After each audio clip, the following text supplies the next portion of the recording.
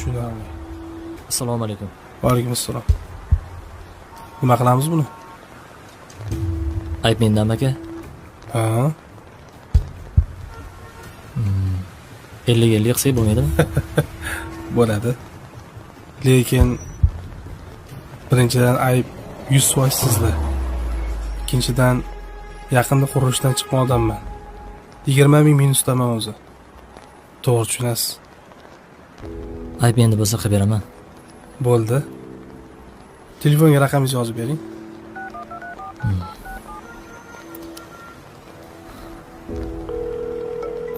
Tushdi sizga. Usta bilan gaplashib narxlatsak hal qilib beraman. Kelishdik. Salomat bo'ling. Mayli, ko'rishamiz.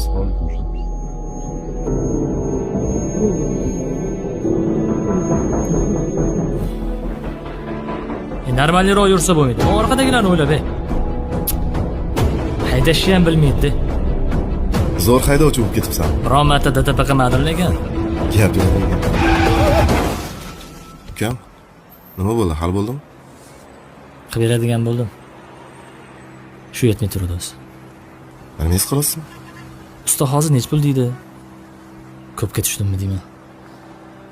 Vaziyat shunaqa og'irmi? Shuncha ortiqcha rasxod bo'ladi-yu, og'ir bo'lmaydimi? Mana qara. O'tgan yili o'g'ling Abdullohga operatsiya qildirganlaring esingdami?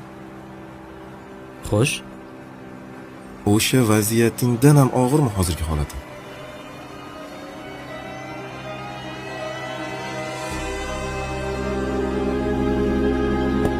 Hammasi yaxshilik ukam. Ketdik.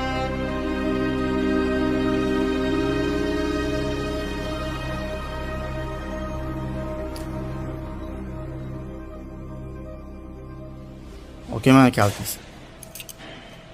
Rahmat. Baraka toping. Mashina yaxshi chiqibdi. Yaxshi. rozi bo'ling aka. Siz ham rozi bo'ling. Yaxshilikda ko'rishaylik. Xo'p, charchamang. Sog' bo'ling. Men yari. Ha? Bu mashina urib olganingizda ishkal bo'lmadimi? Yo'q. Gap ham talashmadinglar. Nimaga gap talashimiz kerak? Qoyilli ekan. Yaxshi odam ekan lekin. Aka mendan qancha qoluvdi? Qolganini ham berib qo'ying. Men roziman. Abo, tezlashtirmaymi? Rahmat aka. Ha, bo'pti.